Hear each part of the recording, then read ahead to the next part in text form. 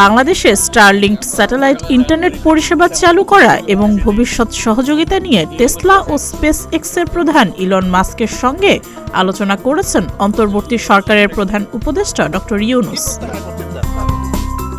প্রধান উপদেষ্টার press wing থেকে জানানো হয়েছে, বাংলাদেশের অন্তর্বর্তী সরকারের প্রধান উপদেষ্টা ডক্টর ইউনুস দুবাই থেকে বৃহস্পতিবার বাংলাদেশ সময় রাত ৯টায় স্পেস এক্স, টেসলা ও এক্সের মালিক ইলন মাস্কের সঙ্গে ভিডিও কনফারেন্সে আলোচনা করেছেন।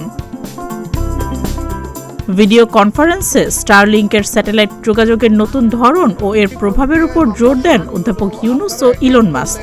বিশেষ করে বাংলাদেশের উদ্যোগী যুবক, নারী ও প্রত্যন্ত অঞ্চলের মানুষের জন্য কিভাবে এই ইন্টারনেট পরিষেবা ব্যবহার করা যায় তা নিয়েও আলোচনা হয়। অধ্যাপক ইউনুস বলেন, স্টারলিংক সংযোগ বাংলাদেশে চালু হলে নতুন সুযোগ তৈরি হবে এবং বিশ্বব্যাপী ডিজিটাল অর্থনীতির সঙ্গে বাংলাদেশ আরও ঘনিষ্ঠভাবে একীভূত হবে। এখানে স্টারলিংক হবে গ্রামীণ ব্যাংক ও গ্রামীণ ফোনের একটি সম্প্রসারিত অংশ, যা গ্রামের নারী ও তরুণদের বিশ্বের সঙ্গে সংযুক্ত করবে। আলোচনায় গ্রামীণ ব্যাংক ও ক্ষুদ্র ঋণের প্রশংসা করেন ইলন মাস্ক। এই কার্যক্রম বাংলাদেশের দারিদ্রতা দূর করতে বেশ প্রভাব ফেলেছে বলে মন্তব্য করেন তিনি। ইলন মাস্ক বলেন, গ্রামীণ ব্যাংক ও গ্রামীণ ভিলেজ ফোনের ব্যাপারে তিনি আগে থেকেই জানতেন।